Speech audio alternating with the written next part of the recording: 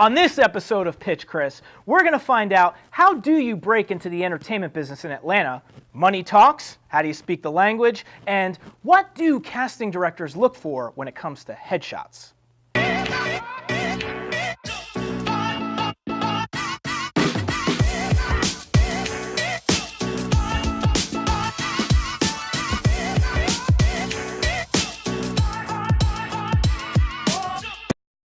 Hi, and welcome to episode 17 of Pitch Chris, where you guys give me questions about the entertainment business and I answer them for you. To ask me a question, find me on social media at DeBlasio, hashtag Pitch Chris, and I'll be happy to answer all the questions you guys have. This first question comes from David. Let's see what he's got to say.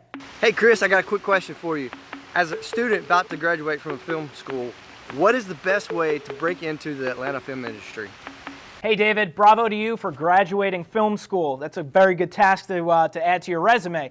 But the biggest piece in learning all of that head knowledge about film school is great, but here's the key.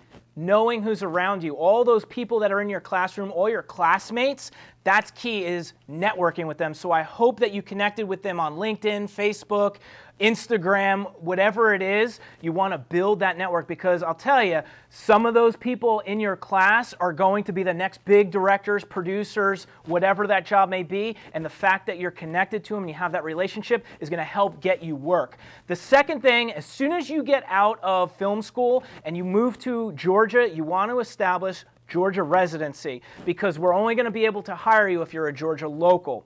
And then the next thing is, once you're out here, you got your residency, call local productions, see what's filming out here, and just call and see if you can come on as a PA or even work for free. I've talked about this a bunch of times. If you have the ability to go in there and offer your services just to get your foot in the door, do it. Because when you give to people, they're going to naturally be inclined to helping you out when that time is right.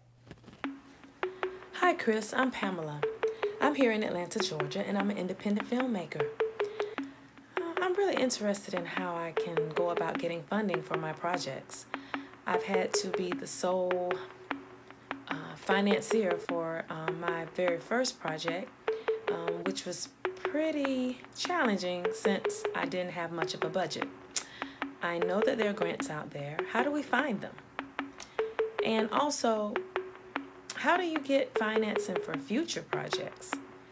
How do you go about pitching? Who do you pitch to? These are some of the questions that I need answering. Thanks.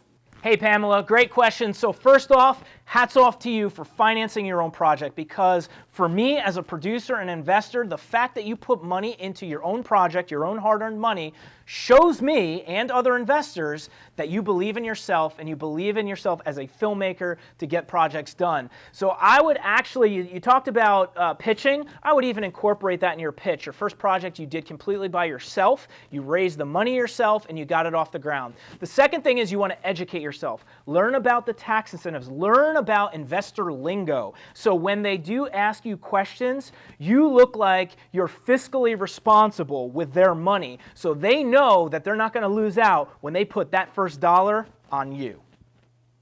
Hi Chris, my name is Shonda and I live in Bryson City, North Carolina. I have a question for you. What do casting directors exactly look for in headshots?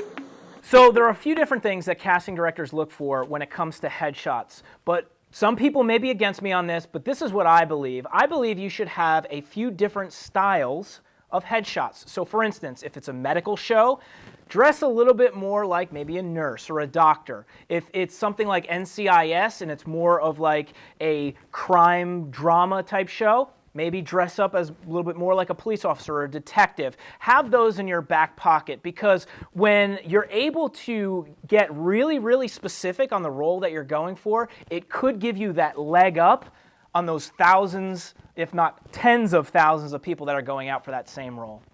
So that's all for today's episode. If you guys have questions about the entertainment business, find me on social media at DeBlasio, hashtag Pitch Chris, and I'll be happy to answer all the questions you guys have.